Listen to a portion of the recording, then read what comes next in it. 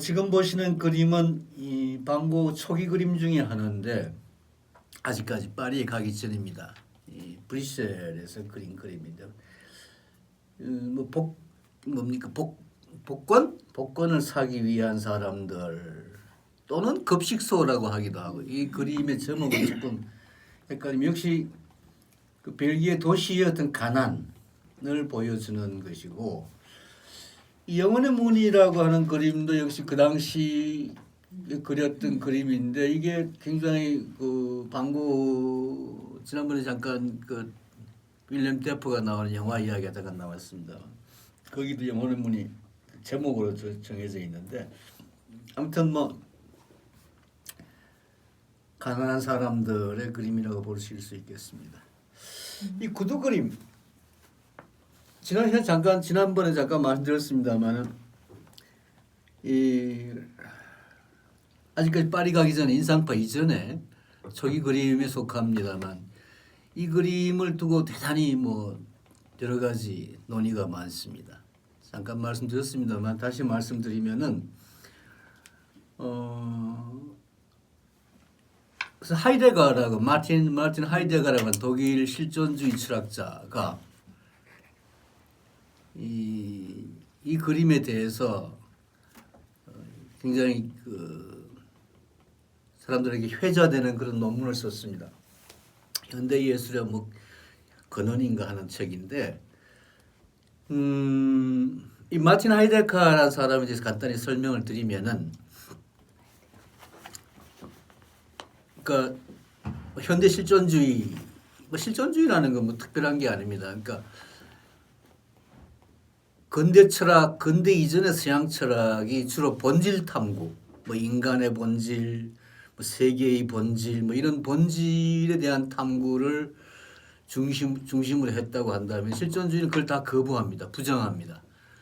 본질에 앞서서 실존이 있다. 실존이란 말이 좀 우리는 잘 사용하지 않는 말인데 그냥 현재 지금 우리가 살고 있는 것 이걸 실존이라고 합니다. 실제로 존재하고 있는 상태. 그러니까 우리가 살고 있는 현재의 모습이 중요하지. 우리 안에 있는 우리 뇌나 우리 정신이나 우리 뭐 신체나 이 어떤 구조적인 본질은 아무 의미가 없다. 그걸 따져봐야 인간은 어떤 존재다, 인간은 어떤 뭐 세계는 어떤 존재다, 뭐 어떻게 하는 그런 이야기는 다 헛소리다, 괴소리다, 궤변이다. 철학자들이 지난 2000년, 3000년 이상 뭐 인간의 본질이 어떻고 사회의 본질이 어떻고 세계의 본질이 어떻고 하는 이야기는 뭐 종교의 본질이 어떻고 하는 이야기는 다 헛거다. 중요한 것은 지금 우리의 삶 자체다. 실존이다. 실제의 존재 상황 그 자체다. 라고 하는 철학이 실존주의인데 뭐 그렇게 말하면 굉장히 간단한 이야기인데 사실은 그렇게 간단하지는 않습니다. 자, 그럼 실존하는 사람, 실존하는 우리가 세상에 어떤 대처하는 방법은 어떤 것이어야 되느냐? 뭐 거기에 대해서 여러 가지 논의가 있을 수 있습니다. 예컨대 뭐 종교적인 차원의 실존주의, 뭐 야스퍼스나 뭐 키르케고르나 이런 사람들도 있고 또는 뭐 이 유물론적인 사회주의적인 뭐 그런 어떤 반체제, 반항, 뭐 사르트르나 뭐 이런 사람들도 있고 여러 가지 갈래가 실존주의에서 갈라지는데 이건 이제 그냥 실존하고 있다. 이거에 대해서 가장 뭐 여러분 잘 아시는 이야기 중에 우리는 태어나고 싶어 태어난 게 아니다. 우리는 그냥 던져졌다. 우리는 그냥 나왔다. 그냥 생겨났다. 아무 의미 없는 거다. 우리들의 존재는 우리가 무슨 신의 아들도 아니고 무슨 아무런 누구부터 운명에 의한 것도 아니고 우리가 존재하는 건 아무 의미가 없는 거다. 식물이 존재하는 거나 개가 존재하는 거나 인간의 존재는 똑같다. 뭐 이런 식의 이야기를 하기 때문에 그 전에 뭐 그런 본질론은 아무 의미가 없고 중요한 것은 우리가 어떻게 살아가느냐 하는 문제. 세상과 또는 타인과 또는 뭐 여러 가지 우리가 대처해야 될 어떤 관계와 어떻게 연관되느냐 하는 문제. 이게 이제 실존주의라는 겁니다. 하이데거는 소위 무신론적 실존주의를 대표하는 사람입니다. 이 사람이 1920년대에 아주 그 독일 철학의 그뭐 실존주의의 어떤 바람을 불러일으킨 그래서 그 당시로는 굉장히 그 인기가 있었습니다. 여러분 아시다시피 1919년에 1차 세계대전이 끝납니다. 1914년에 시작돼 1919년 1차 세계대전이 끝나는데 1차 세계대전이라고 하는 것은 그야말로 인류 역사에 있어서 가장 처참한 전쟁이었습니다. 뭐 1917, 1919라는 영화도 최근에 나왔었죠. 1914인가 뭐 1917. 그 영화도 보셨으면 아시겠습니다만 또는 뭐 얼마 전에 아카데미상 시상식에 작품상을 비롯해서 막 휩쓸었던 독일 영화 서부전선 이상 없다. 그건 이미 뭐 두세 번 영화가 된 작품이고 소설로도 레마르크 소설도 쓰여져 있고 같습니다만 이 1차 세계대전을 다룬 영화들 2차 세계대전은 뭐 1차 세계대전의 연속 비슷했으니까 별로 크게 이게 역사적인 의미를 갖지는 않았는데 1차 세계대전은 인류 역사상 가장 처참한 그런 그 살해 행위, 대량 학살. 그러니까 지금 우리가 아는 군사 무기들, 뭐 탱크다, 비행기다, 무슨 뭐 이 연속포라고 하면 기관총, 따발총이라 그러나요? 이런 모든 신무기들이 그때 개발됩니다. 그 전에는 총칼로 싸웠습니다. 그냥 육박전이었습니다. 그냥 사람과 사람이 총칼로 그야말로 총칼로 싸웠는데 1차 세계대전에 의해서 전쟁의 양상이 완전히 변합니다. 그리고 전쟁만이 변한 게 아니라 정치, 경제, 사회, 문화가 변합니다. 1914년 이전의 유럽은 사실상 봉건 영주, 황제의 나라, 국왕의 나라였습니다. 독일도 그랬고 뭐 프랑스는 이미 좀 일찍 시작이 됐지만 프랑스 대혁명에 의해서 독일이나 뭐 영국 지금도 그렇고 뭐 러시아나 뭐 대부분 유럽 나라는 황제의 나라, 왕의 나라였는데 이게 다 없어져 버립니다. 그리고 1917년 러시아 혁명이 터집니다. 공산주의가 공산주의 혁명이라는 게 시작이 돼. 인류 역사상 이런 혁명은 존재한 적이 없습니다. 다 죽이고 지배자를 다 죽이고 노동자들의 세상. 지금까지 수천 년 동안 가장 밑바닥에서 억압받던 사람들이 주인이다라고 하면서 혁명을 일으킨 사건은 어쨌든 우리가 뭐 공산주의를 좋아하든 싫어하든 간에 마르크스나 엥겔스를 좋아하든 싫어하든 간에 이 인류 역사상 가장 큰 변화입니다. 이런 역사의 변화가 없습니다. 1차 세계대전이 그런 급격한 사회 변화, 문화도 마찬가지입니다. 미술도 마찬가지예요. 1919년 이후에 무슨 다다다, 무슨 슐레알리즘이다, 무슨 표현파다 하는 그런 예술들이 새로운 사회들이 막 생겨납니다. 그건 1차 세계대전의 그 무참함, 그 비참함, 그 대격변에 의해서 생겨난 변화들입니다. 그러니까 다다나 슐레알, 촐레알, 초현실주의 같은 것을 그런 사회 격변의 대전환이 결과한 것이라는 걸 우리가 모르고 그걸 뭐 그냥 무슨 이상한 무슨 뭐 이상의 무슨 뭐 식구 나 무슨 뭐 어떻게 13명의 아이가 있었니 없었니 저쩌고 하는 그런 식으로 좀 황당무계한 이야기를 받아들이면 안 됩니다. 그러니까 모든 전통 문화, 모든 기존 문화에 대한 거부죠. 다다나 슐레알리즘이나 표현파나 빈센트 반 고흐가 사실은 1차 세계대전을 계기로 해가지고 전 세계에 영향을 미칩니다. 빈센트 반 고흐의 그 거친 터치가 그 전에 1차 세계대전 이전에 또 고전적인 어떤 그림들에게 도저히 더 이상 만족할 수 없었던 그러니까 1차 세계대전이라고 하는 것이 사람들의 눈을 바꿔버린 거예요. 가치관을 바꿔버린 거예요. 그 표현파가 나오는데 표현주의가 나오고 입체주의가 나오고 다 모든 변화의 어떤 그 극변이 나오는데 거기에 빈센트 반 고흐가 중요한 선구자로 자리매김됩니다. 그 마틴 하이데거가 실존주의를 얘기하면서 지금 말씀드린 이런 얘기를 하면서 바로 빈센트 반 고흐의 이 구두를 이야기합니다. 빈센트 반 고흐의 다른 그림도 얘기하는데 특히 이 구두. 마틴 하이데거라고 하는 철학자는 여러분 대단히 좀 재밌는 사람이에요. 이 사람은 실존주의의 선구자이면서 히틀러 나치에 복무합니다. 대학 총장으로 나치 당원이 되었다가 이 사람 철학 자체가 이 실존주의라는 게 굉장히 좀 여러분 생각해 보세요. 아무런 본질이 없다. 세상에 아무런 가치가 없다. 뭘 하든 관계없지 않습니까? 뭘 하든. 그리고 절대적인 파괴.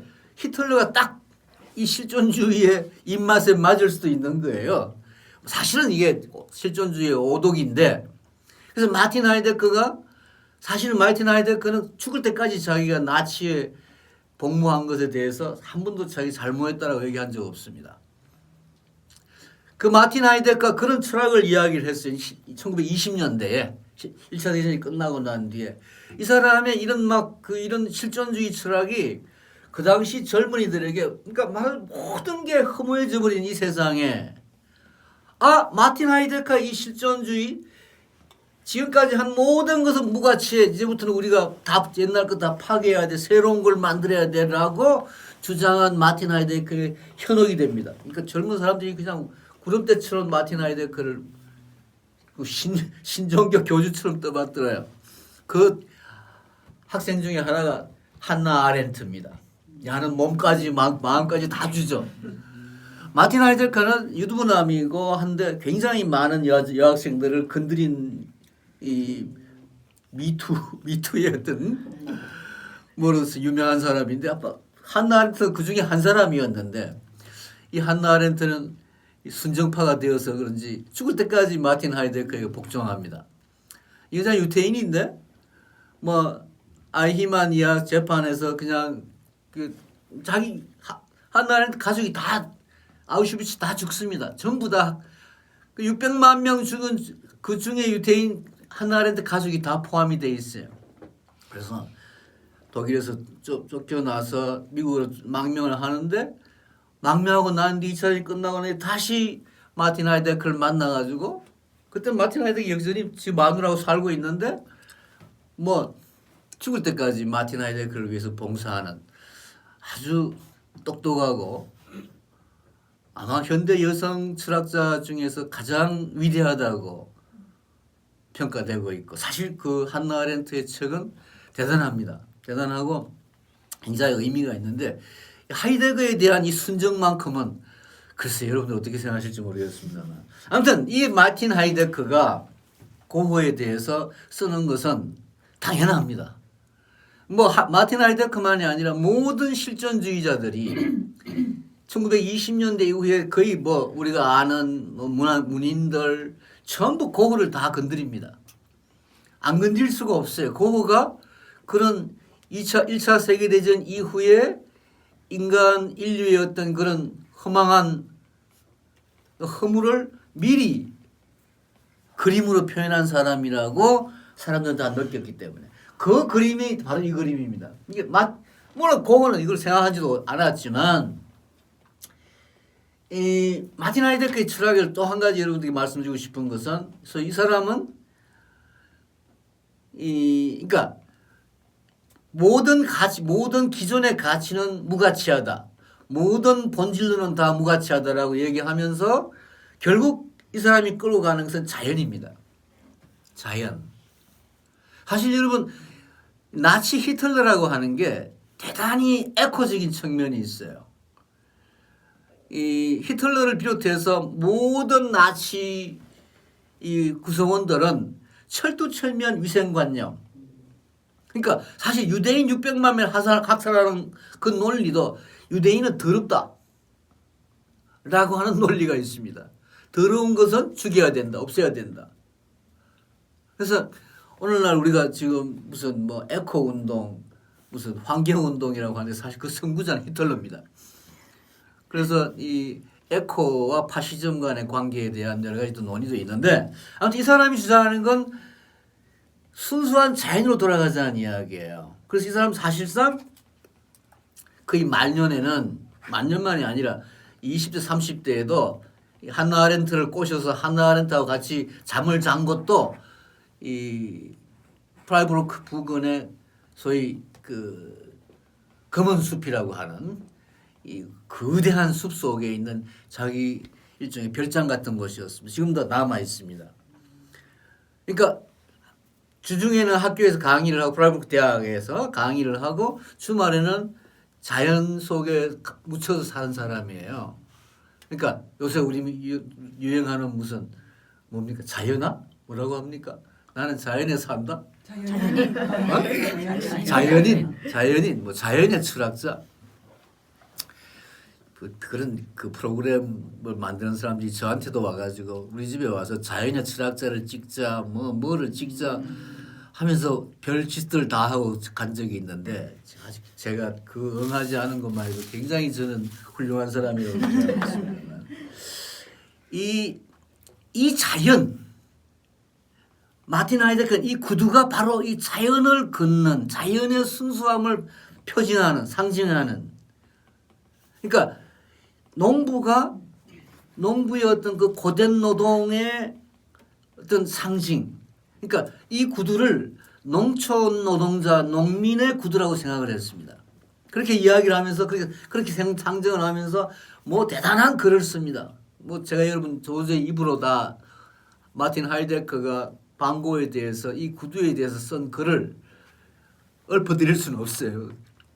여러분 읽어보시기 바랍니다. 우리나라에 번역도 되어 있습니다. 무슨 오명환인가 뭔가 서울대 교수가 쓴 번역이 되어 있는데 무슨 소리인지 잘 몰라요. 아무튼 간단한 것은 요컨대 이 구두는 지난한 고통의 노동에 지친 농민의 구두다. 이 구두를 신고 자연을 걷는 농민을 생각해보라. 얼마나 인간의 가장 순수한 모습이냐, 실존의 모습이냐. 이게 이제 이 구두가 상징한다고 마틴 하이데거는 얘기를 합니다. 그래서 굉장히 뭐 많은 의미를 부여합니다. 마틴 하이데거 철학이 다 이 구두론에 다 들어가 있습니다. 근데 그 마틴 하이데거의 그 구두론, 이 빈센트 반 고의 구두론에 대해서 여러 가지 이제 이 바리에이션이 나옵니다. 그 중에 제일 대표적인 게 한두 가지 소개하면 샤피로라고 하는 유대인 미술사학자가 있어요. 우리나라에도 몇 권이 번역이 되어 있습니다. 방대원 씨가 번역한 것도 있고 김윤수 교수가 번역한 것도 있는데 이 샤피로는 무슨 소리야? 이건 도시노동자의 구두야. 마틴 하이데거 헛소리 하지 마. 이 뭐 무슨 농민은 무슨 농민, 이 도시노동자 구두야. 근데 뭐 사실 도시노동자 구두인지 농민의 구두인지 그게 알면 의미도 없고 또 어떤 사람은 이게 뭐 짝짝이 한 쌍이 아니고 짝짝이야 뭐 이러는 사람들이 별별 얘기가 있습니다. 근데 중요한 것은 마틴 하이데거든 뭐 샤피로든 누구든 간에 중요한 것은 이 구두가 뭐 또 그런 논의가 있죠. 빈센트 반 고의 구두다 아니다 남의 구두다 뭐 어떻다 저렇다 별별 하여튼 이 미술 쪽에도 이상한 사람들이 많습니다. 제가 보기에는 이 구두가 누구 뭐 짝짝이든 왼쪽이든 오른쪽이든 뭐 농민의 것이든 도시의 것이 무슨 상관이야. 중요한 것은 빈센트 반 고가 평생을 걸었던 사람입니다. 그러니까 빈센트 반 고의 걸음, 걷기, 그러니까 걷는 빈센트 반 고. 여러분 유명한 그 베이컨이 그린 걷는 고흐라고 하는 그림이 있습니다. 이거 일일이 다 그림을 소개드리지 못해 죄송합니다만 베이컨의 그림 중에 반고흐 연구, 반고 실험 하는 무슨 뭐 연작이 쭉 나옵니다. 베이컨의 아주 기괴한 그 좀 데포럼화된 사람들의 모습 얼굴을 그리는 그림이 유명 여러분 잘 우리가 베이컨 하면 할 것입니다만 제가 좋아하는 화가인데 특히 이 사람이 빈센트 반 고의 영향을 많이 받은 사람인데 이 베이컨의 그림에서도 볼 수 있는 바와 같이 빈센트 반 고는 걷는 사람이에요. 그러니까 평생을 걸었습니다. 이 편지를 보거나 뭐 다른 뭐 기록을 보면은 끝없이 걷는 사람입니다. 빈센트 반 고는 아마 걷는 걸로 가장 유명한 사람은 빈센트 반 고하고 이 월드널슨, 데이빗 소로일 거예요. 거의 뭐 하루에 4시간, 5시간. 소로는 하루에 4시간 꼭 이상 걸었습니다. 빈센트 반 고도 거의 하루를 걸어요. 뭐 파리를 걷고 런던을 걷고 뭐 보리나주에서 무슨 모브를 찾아서 밤새도록 걷고 걷는 이야기 그렇게 많이 나오는데 이 사람의 실존은 걸음입니다. 요새 우리가 뭐 솔릭 같은 사람이 뭐 걸음의 사상이라든가 걸음에 대한 그 철학, 뭐 수많은 뭐 몽테뉴 이후 지금까지 수많은 사람들이 걸음으로써 걷는 가운데 뭐 철학을 생각하고 뭐 예술을 생각하고 뭐 여러 가지 인생을 생각하고 했다는 식의 이 걷는 것이 얼마나 중요하냐라는 이야기를 특히 최근에 우리가 이제 걷는 걸 잃어버린 그런 시대가 왔기 때문에 더 중요한 의미를 갖고 있다고 생각하는데 아무튼 이 구두는 빈센트 반 고흐가 평생을 걸었다라고 하는 걷는 사람으로서 빈센트 반 고흐의 실존을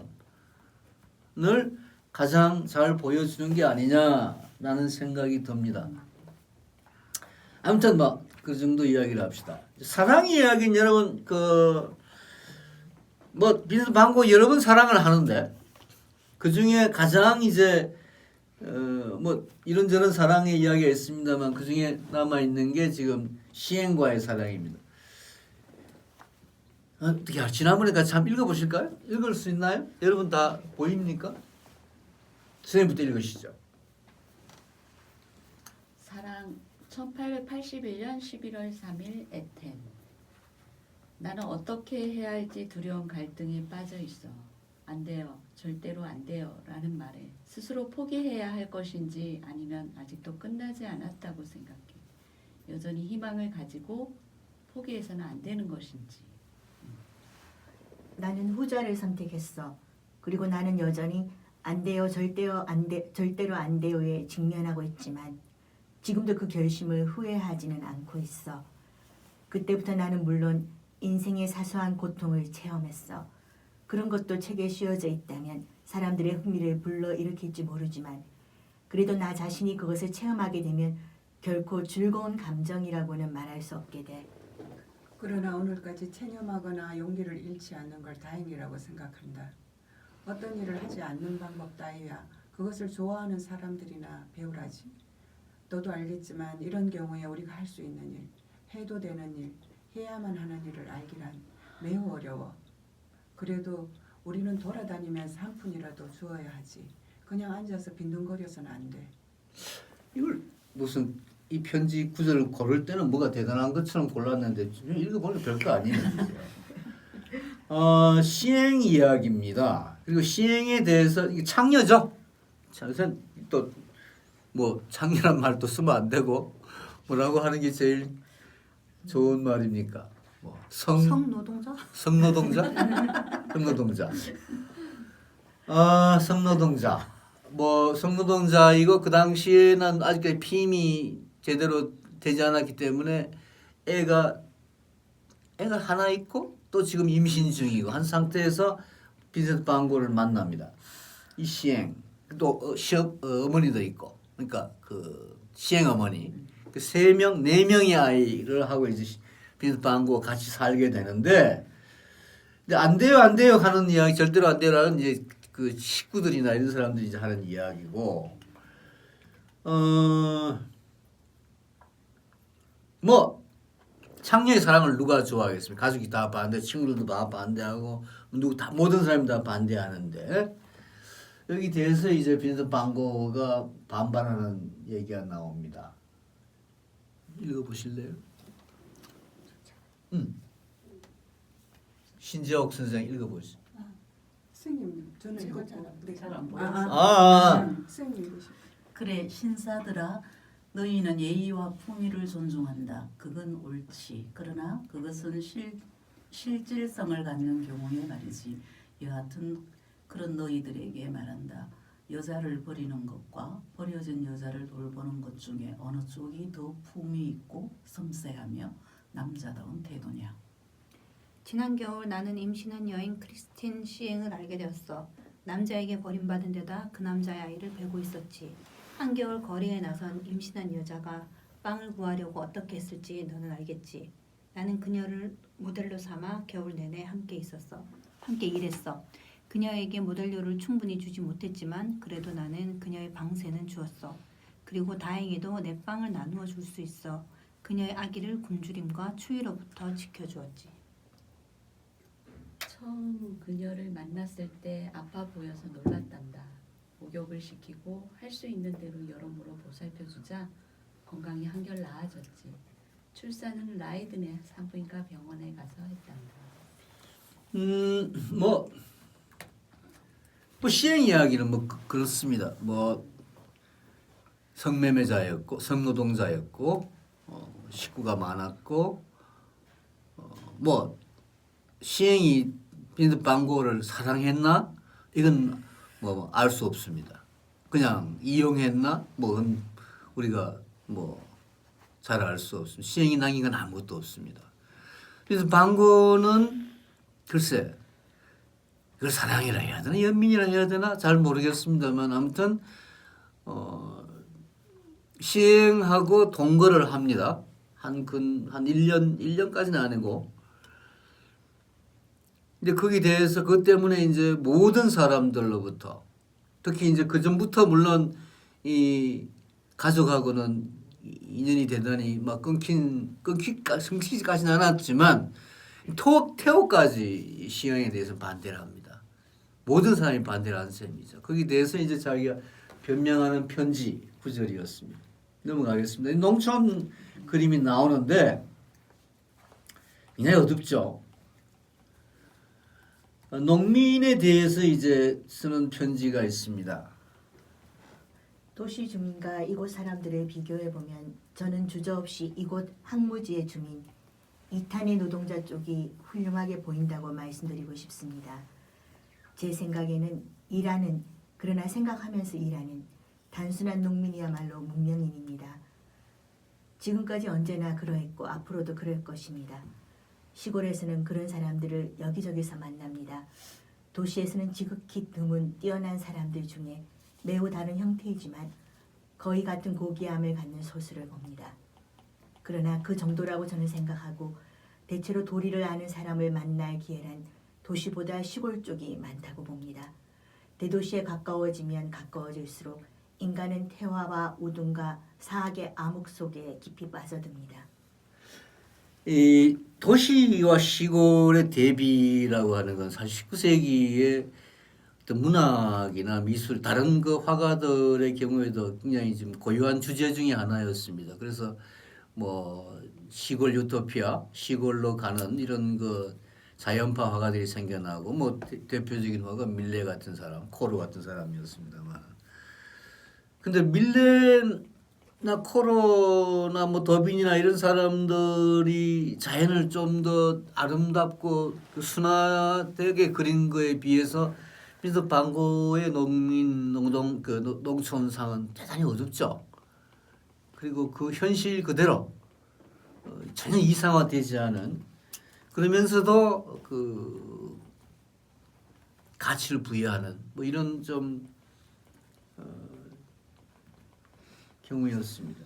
이 성경 이제 그때 아버지가 돌아가십니다. 아버지가 이제 굉장히 그 사실 그 빈센트 반 고흐의 아버지가 굉장히 훌륭한 목사였어요.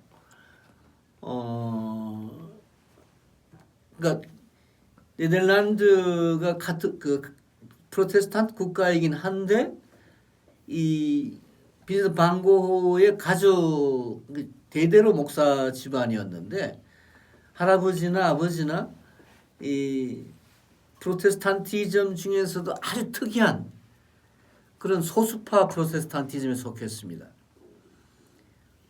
그리고 빈센트 반 고흐의 아버지가 주로 목사로 근무했던 것은 네덜란드 남부예요. 네덜란드 남부는 벨기에와 국경 지역, 볼나주도 그런 곳인데 카톨릭이 강한 곳입니다. 벨기에는 카톨릭 국가죠. 그래서 이 아버지가 목회 활동을 하는 곳이 지금 말하면 일종의 개척교회 비슷하게, 그러니까 카톨릭이 중심인 벨기에와의 국경지대의 조그마한 마을에 그 주변을 맴돌았던 거죠. 근데 사실 카톨릭만 해도 굉장히 그 어떤 전통적인 그런 그 기독교인데 그거에서 탈피하려고 하는 프로테스탄티즘 중에서도 프로테스탄티즘. 그러니까 빈센트 반 고흐의 아버지가 믿었던 게 무슨 에오라리우스 판가 뭔가 저건 그 지금 그 제가 외우질 못하겠습니다만은 아주 특이한 그런 종교였습니다. 대단히 어떤 그 말하자면 소박하고 경건한 삶을 중시한, 그래서 이 프로테스탄티즘 중에서도 어떤 그런 그 개혁적인 진보적인 그런 요소를 갖는 교파였는데, 이 지금 성경이 이 그림은 아버지의 죽음을 상징하고 있습니다. 아버지가 죽고 난 뒤에 그린 그림인데 이 펼쳐진 성경이 아버지입니다. 그리고 그 앞에 조그마한 문고판 책 쫄라의 소설 삶의 기쁨, 생의 환이라고 번역이 되기도 하고 하는 그 당시 나온 쫄라의 소설인데, 이 노동하는 여성 노동자의 어떤 그 삶을 그린 소설이에요. 이건 이제 자기 빈센트 반 고흐 자신을 상징하는 거예요. 그러니까 아버지의 거대한 권위 앞에서 뭔가 좀 이 자기 나름대로의 삶을 추구하려고 하는 쫄라를 빌어서 그런 어떤, 그러니까 이 빈센트 반 고흐의 어떤 그림에 나오는 책들은 다 이런 자기 나름의 어떤 그 순간순간마다의 어떤 그 자기가 읽은 책에 자기 어떤 처질 상황을 대입해서 뭔가 표현하려고 했던, 촛불이 꺼져 있다는 것도 그러니까 이제 아버지의 죽음과 관련되는 것인데, 빈센트 그림에 보면 이 밝은 것과 어두운 것, 빈센트 반 고흐의 그림에 교회는 다 불이 꺼져 있습니다. 예를 들어 별이 빛나는 밤, 나중에 좀 이따 보겠습니다. 거기도 다른 건 다 다른 집엔 다 불이 켜져 있는데 교회만 불이 꺼져 있습니다. 그래서 반 고흐가 그 당시 어떤 제도 종교, 그러니까 아버지가 대단히 훌륭한 사람이었음에도 불구하고 자기를 이해하지 못했다는 점에 대한 반항. 그러니까 너무나 훌륭했기 때문에 빈센트 반 고흐의 어떤 그런 그 예술에 대한 열정이나 또는 어떤 그런 그 반체제적인 반골적인 이단화적인 그런 삶의 태도에서 아버지는 굉장히 엄격하게 비판적이고 꾸중을 많이 하셨죠. 어려서부터 아버지는 그 빈센트 반 고흐에 대해서 그런 좀 뭐랄까 훈계적인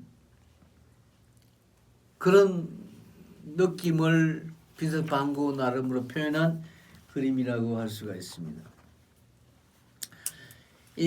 결국 이제 아버지가 돌아가시기 전에 아버지와 어머니 집에서 이제 살면서 느꼈던 그런 어떤 고노, 자신을 어떤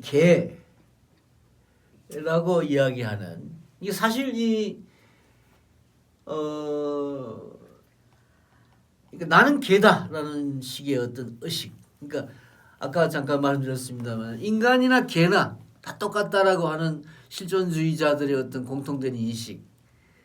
뭐 사르트르 소설 같은 데도 보면은 자기 자신에 대한 그런 그러니까 버려진 존재로서의, 그냥 내던져진 존재로서의, 무가치한 존재로서의 자기 삶에 대한 어떤 그런 허무감 이런 걸 표현하고 있는데, 바로 빈센트 반 고흐가 집에서 느낀 어떤 소감을 자기 동생에게 보낸 편지에서 얘기를 하고 있습니다. 한번 읽어보실까요? 기유자 아나키 1883년 12월. 사랑하는 테오에게, 아버지와 어머니가 나에 대해 본능적으로 이성적 판단이 아니라 어떻게 생각하는지를 나는 느끼고 있어. 나를 집에 들이는 것에 대해 덩치 크고 털이 많은 개를 집에 들이는 경우와 마찬가지로 꺼려하시지. 젖은 발로 방 안에 드나들 게 분명한 그 개는 너무나도 더러워. 그 개는 모두에게 방해가 되고 짖는 소리도 시끄럽지. 요컨대 더러운 짐승이야. 그래 좋아. 그러나 그 개는 인간의 역사를 가지고 있어. 한 마리의 개라고 해도 인간의 영혼을 가지고 있어. 게다가 보통 개가 갖지 못한 예민함도 갖고 있어서 사람들이 자신을 어떻게 생각하는지도 느끼지. 그리고 나는 자신이 일종의 개라는 것을 인정하기로 했고 그들의 가치관을 받아들이기로 했어. 이 집 또한 나에게는 너무나 과분하고 아버지도 어머니도 가족도 굉장히 세련된 사람들이야. 마음은 민감하지 않지만 게다가 그들은 성직자들이지. 너무나 많은 성직자들. 그 개는 만일 그들이 그를 집에 두면 그것은 오로지 모두가 참고 있는 것에 불과한 것이고 그 집에 그가 있는 것을 인내하고 있는 것에 불과한 것을 알아. 그래서 그 개는 다른 곳에서 보금자리를 찾으려고 노력할 거야. 설명이 필요 없을 것 같습니다. 그죠? 그런 이런 심정에서 이제 감자를 먹는 사람들을 그립니다. 뭐 자기는 빈센트 반 고는 이게 대단한 걸작이라고 얘기를 하는데 한번 읽어보실래요? 내가 이 그림에서 강력하게 의도한 점은 램프 밑에서 감자를 먹고 있는 이 사람들이 지금 접시 속에 감자를 찔러서 먹고 있는 그 손으로 돼지를 팠다고 하는 점을 보여주려는 것이었어. 따라서 그 그림은 소위 손의 노동을 소위 노동 손의 노동을 보여주고자 하는 것이고 또 그들은 자신들이 먹는 것을 정직하게 얻었음을 보여주고자 하는 것이야. 나는 우리를 문명화된 인간들의 생활 방식과는 전혀 다른 생활 방식을 사람들에게 알리기 위해 이 그림을 그렸어. 따라서 나는 그 사람들이 그런 이유도 모른 채 그것에 감탄하거나 인정하는 것은 전혀 기대하지 않아. 나는 겨울 내도록 이 천의 실을 손에 쥐고 그 결정적인 모양을 탐구하며 왔어. 아직은 거칠고 조잡한 천에 불과하지만 그 실을 신중하게 일정한 규칙에 따라 선택했어. 언젠가는 이 그림이 진정한 농촌 그림이라는 평가를 받게 될 거야. 나는 그런 그림이라고 확신해. 지나치게 감상적으로 보이던 농민 그림을 좋아하는 사람은 그에게 가장 맞는 것을 찾도록 하면 돼. 나로서는 농민을 조잡한 대로 그리는 쪽이 그들에게 상투적인 감미로움을 갖게 하는 것보다 길게 보면 좋은 결과를 얻으리라고 믿어. 보이던이 아니라 보이는이네요. 제가 잘못 뭐 이 감자 그림에 대한 이야기인데요. 뭐 지나가겠습니다. 뭐 아르레 이제 가죠. 사실 파리가 싫어서 아르레 갑니다. 비싸고 또 파리 2년 동안 테오하고 엄청나게 싸웠어요.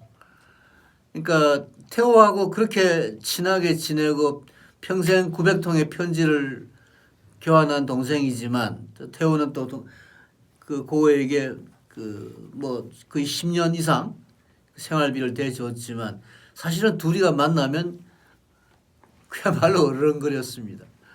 그래서 테오하고의 그 파리 생활도 너무 지겹고 또 뭐 파리에서 몇 번 이제 이 뭐 세잔이나 뭐 고갱이나 또는 뭐 피사로나 드가나 많은 인상파 화가들을 만나서 지내지만 사실은 다 반고를 멸시했죠.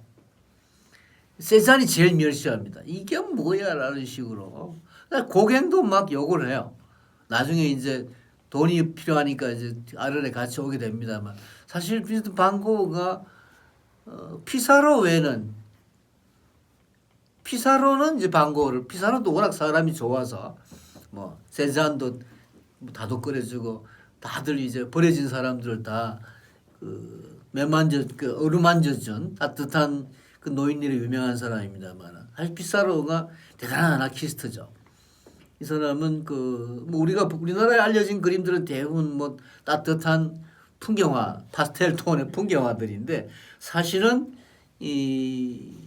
그 당시에 어떤 혁명 잡지 이런 데에 사파 같은 걸 그린 거 보면 엄청난 그런 그 반정부적인 반체적인 그림을 그린 사람입니다. 스라나 신약도 아나키스트를 자처한 사람들인데 이 그림은 뭐 우리가 보건데 무슨 반점 찍은 사람들로 보이지만은 실제로는 아나키스트처럼 살았던 사람입니다. 신약이 유명한 말을 남기죠. 그림에 뭐 반체제적인 요소를 포함시킬 필요는 없다. 아나키스트로 살면 아나키스트다. 그러니까 이 부르주아 생활에 쫓지 않고 그게 순응하지 않고 살아가는 삶이면 된다라고 이제 얘기를 한. 이 아르레 겨울에 갑니다.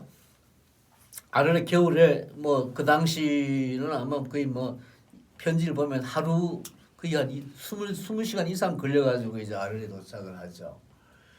근데 이건 이제 봄돼 가지고 그리는 그림인데 뭐 유명한 그림들 뭐 여러분 잘 아실 겁니다. 뭐 도개교 그림. 이 도개교는 나중에 무너집니다만은 지금 새로 만들어져 있죠. 아르레에서 보낸 편지입니다. 내가 읽을까요? 나는 오늘 15호 캔버스. 빈센트 반 고흐 그림은 대부분 15호입니다. 이게 들고 다니기 딱 좋고 등에 매기 좋고 물론 이제 나중에 만년에는 긴 그림도 그립니다. 해도 그림, 바다 그림 같은 거, 긴 그림. 그러니까 쫙 펼쳐지는 파노라마 같은 그런 그림들. 우리가 아는 유명한 뭐 까마귀 그림이나 또는 뭐 이런 그림들이 있는데 대부분 빈센트 반 고흐는 이게 이 액자 맞추는 것도 별로 좋아하지 않아 가지고 거의 비슷한 걸로 그러니까 15 액자 틀을 딱 몇 개가 만들어 놓고 거기다 그 모칠해 가지고 그리고 또 벗겨내고 태호한테 보내고 또 거기다 모칠해 가지고 그리고 뭐 이런 식으로 푸른 하늘을 배경으로 작은 마차가 지나가는 도개교 그림 앞에 도개교 그림 도개교 그림 도개교를 그린 거야. 다리가 펼쳐지고 하는 거죠. 마찬가지로 푸른 강이 있고 황토색 두 개 푸른 초록풀이 있으며 작업복을 입은 여인들이 다양한 색의 모자를 쓰고서 빨래를 하고 있어. 또 하나의 풍경도 역시 작고 소박한 다리와 세탁한 여인들 더 많이 그린 것이야. 오 죽은 사람을 죽었다고 생각하지 말자. 사람이 살아있는 한 죽은 사람은 살아가리라. 죽은 사람은 살아가리라. 뭐 편지에 나오는 이야기인데 누가 죽었을 때 쓴 편지입니다. 이제 해바라기 아시다시피 이제 아르레 고갱을 맞으면서 뭐 해바라기로 이제 막 그 벽을 도배하다시피 하는데 지난번에 잠깐 말씀드렸습니다. 소위 바니타스라고 하는 그러니까 우리 보통 해바라기를 무슨 해, 태양, 그 열정, 정열 이렇게 이야기를 하는데 사실은 방고든 대부분의 서양 화가들의 정물에는 특히 꽃그림에는 이 어떤 바니타스적인 요소, 그러니까 바니타스라는 게 16세기 이후 네덜란드 회화의 일종의 전통 중에 하나입니다. 꽃은 시든다라는 거예요. 너희도 죽는다. 우리 모두 다 시든다. 우리 모두 다 죽는다. 여러분은 아직까지 청춘이십니다만 저는 아주 바니타스 인생인데 여기 보면 밑에 이제 시든 해바라기들이 있습니다. 그죠? 그래서 이 해바라기 그림을 단순히 해에 대한 무슨 이런 열정, 특히 종교적인 의미로 이 애니미즘적인 요소로 이 해바라기를 일종의 종교적인 의미로 해석하는 그런 그 기독교인들도 계시는데 물론 뭐 그림을 여러 가지 자기 나름으로 해석하는 거야 자유겠습니다만은 빈센트 반 고흐의 해바라기는 반드시 그 어떤 열정이나 정열을 의미하는 것은 아니다.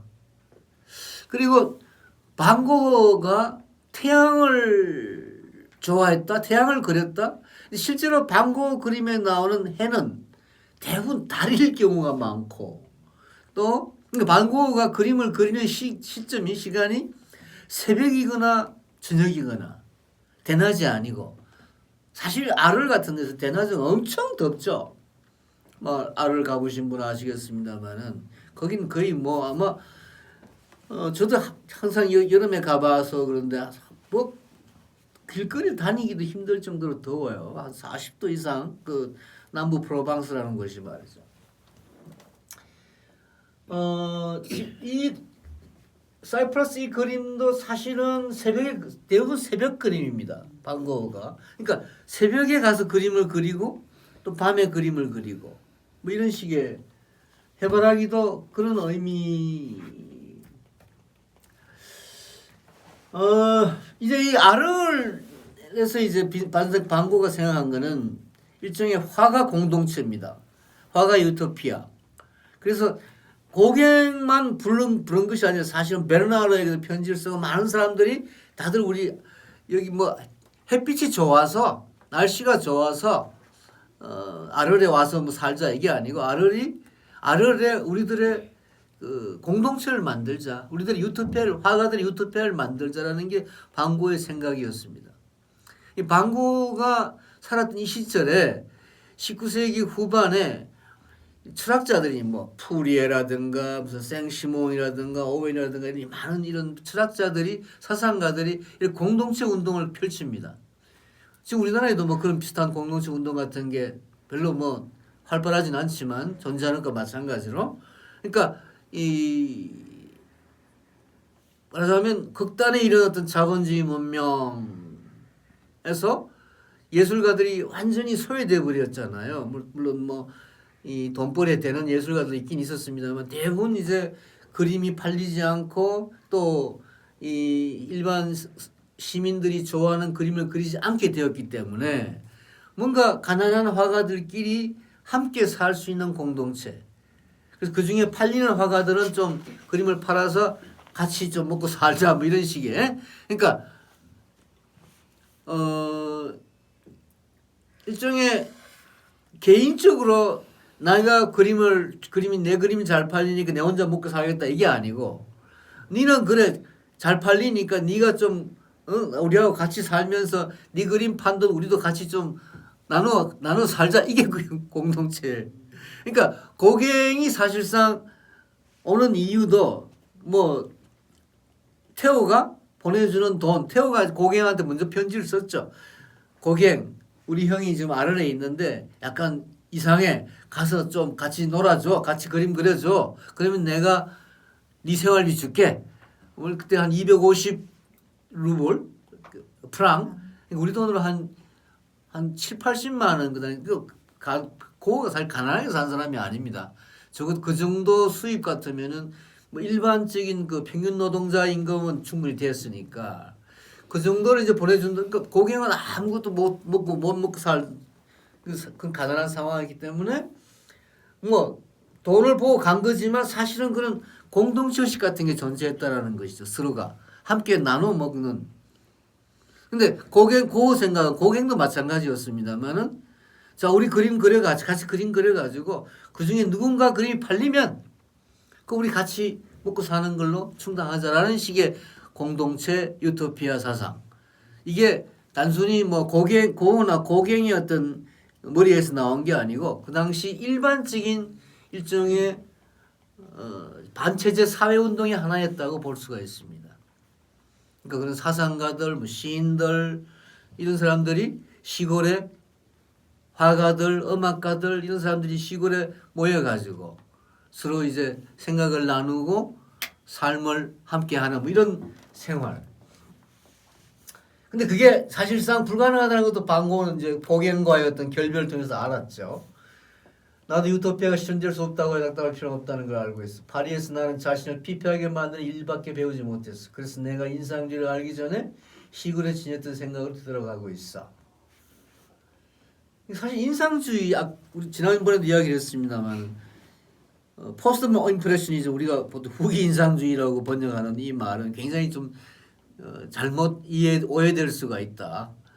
마치 인상파의 전기 후기가 있는 것처럼 뭐 마네나 모네나 이런 사람들은 전기 인상파고 이 고흐나 세잔이나 고갱은 후기 인상파다 이런 전기 후기로 나누는 이런 느낌이 없잖아 있어가지고 그건 대단히 잘못된 말이라고 생각하는데 사실은 반인상파 뭐 좀 좋게 말하면 신인상파 인상파를 극복하려고 하는 포스트 모더니즘이라는 말도 마찬가지입니다. 모더니즘을 극복하려고 하는 반모더니즘으로 이해가 되어야 되는 것인데 이 포스트라는 말이 여기서 방고는 끊임없이 이제 인상파에 대한 거부를 이제 이야기하고 있습니다. 그래서 이건 좀 굉장히 철학적인 얘기인데 제가 읽어보겠습니다. 어디로 가냐? 가족이나 조국 같은 모든 것은 조국이나 가족 없이 어떻게든 살고 있는 우리와 같은 인간의 상황 속에서 그 실체 이상으로 매를 갖는 것일지도 몰라. 우리는 언제나 어딘가로 어떤 목적지를 향해 가는 여행자와 같은 느낌이 들어. 그런 곳이나 목적지 따위는 없다고 스스로에게 말할 때야말로 진실하다고 생각돼. 사창가의 주인이 문 앞에서 치객을 몰아낼 때도 그는 같은 논리일 거고 그럴듯하게 주장할 거며 언제나 옳다고 할 거야. 나도 알아. 그래서 생의 마지막에는 다도 틀렸다고 밝혀질 거야. 그래도 할 수 없지. 그때 미술만이 아니라 다른 모든 것도 일장춘몽에 불과하고 자신도 아무것도 아니었다고 느낄 거야. 우리가 그렇게 가벼운 존재라면 그만큼 우리에게는 좋은 것이지. 왜냐하면 미래 생존의 무한한 가능성을 방해하는 것은 아무것도 없을 것이기 때문이야. 근데 나는 그것에 대해 아무것도 몰라. 그러나 이 모른다는 느낌이 있기 때문에 우리가 지금 살고 있는 현실 생활을 철도의 편도여행에 비유할 수 있게 돼. 기차를 타고 빨리 나아가면 아주 가까이 지나치는 대상도 분간할 수 없고 무엇보다도 기관차 자체를 볼 수 없어. 이 마지막 문장을 아인슈타인의 상대성 이론과 연관지는 그런 미술평론가 있는 걸 보고 마치 반 고흐가 이 양자물리학자, 핵물질리학자의 선구자인 양 그렇게 이야기되는 것 그런 글을 쓴 사람이 있었습니다. 반 고흐의 자화상 뭐 여러분 아시다시피 굉장히 유명한데 그 중에 제일 지금 이게 소위 일본 선님처럼 머리를 깎은 자화상인데요. 이 그림에 대해서 나는 전체가 회백색인 자화상을 그렸어. 이 창백한 회색은 베로네제 그린의 오렌지색을 결합한 결과야. 연한 베로네제 그린의 배경에 이 모든 것이 젓갈색의 옷과 조화를 이루고 있어.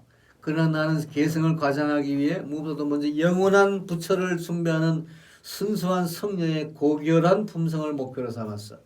그 그림을 그리기가 꽤나 힘들었지만 그런 생각을 적절하게 표현하고자 한다면 그걸 다시 그릴 필요가 있을 거야. 더 좋은 그림을 그리기 위해 더 좋은 모델을 구하기 위해서 우리는 소위 문명 상태라고 하는 무의미함으로부터 더욱더 회복되어야 할 거야.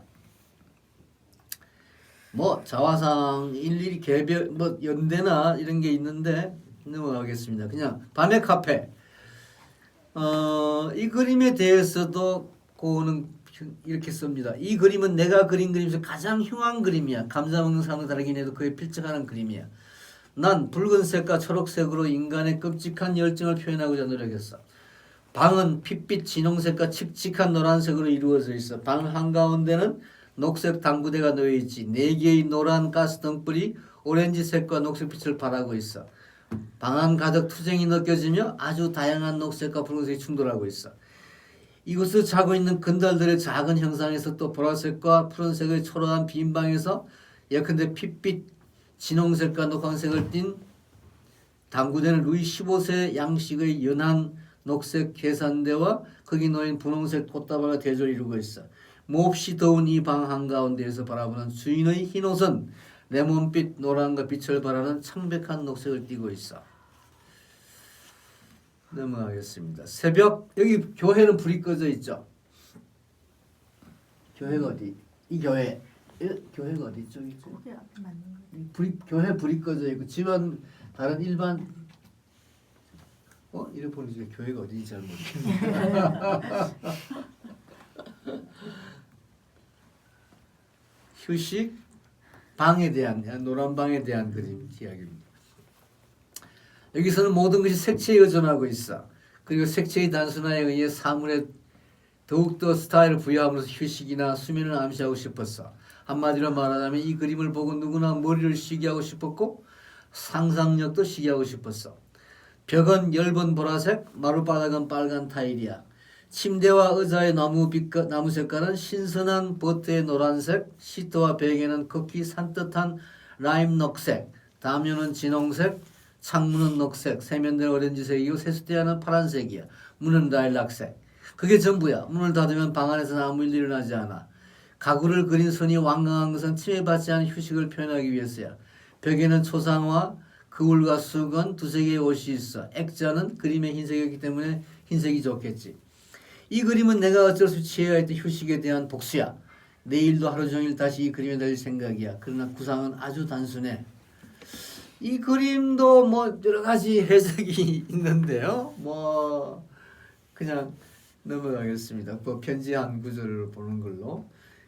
뭐 이 사건은 아실 겁니다. 고갱과의 귀 자른 사건. 자신의 간질에 대해서 이렇게 얘기를 합니다. 이 사람 병이 반고 집안에 유전적인 간질이 있었다고 그래요. 근데 간질이냐 여러분 간질 아시죠? 지랄병이라고 보통 옛날에 그걸 불렀습니다만 요새는 잘 못 보죠. 옛날엔 제가 초등학교 다닐 때는 제 옆에 애도 막 수업 도중에 막 이렇게 거품 물고 늘어지고 이랬습니다. 다 도망갔는데 저 혼자 그냥 애를 부축한 적이 있었습니다만 이 간질이냐 또는 야스퍼스 같은 사람이 정신분열증이다. 그래서 조현병이라고 그러죠. 조현병이다라고 얘기하기도 하고 뭐 이 정신병 학자들이 굉장히 많은 이 논문을 썼습니다. 아르토 같은 사람은 진짜 정신병이 아닌 정신병자로 몰렸다. 그러니까 정신병 의사놈들이 다 정신병자다. 뭐 이런 식으로 막 아르토 욕을 하고 했는데 아무튼 이번 한 가운데 쓴 편지입니다. 그동안 거의 먹지 못해 이랬으면 회복이 불가능해. 그럼에도 불구하고 나는 다시 작업을 시작했고 벌써 아트리에 섭작을 3점 그렸어요. 그 밖에 의사 레이의 초상을 그려 오벨에 와서 내리죠. 생레미 때입니다. 레이의 초상을 그려 그에게 기념으로 주었단다. 전통과 걱정이 있는 그 외에 이번에도 거의 나쁜 결과는 아니야. 그래서 여전히 희망을 가지고 있어. 그러나 몸이 쇠약하고 불편함이 놀라고 있어.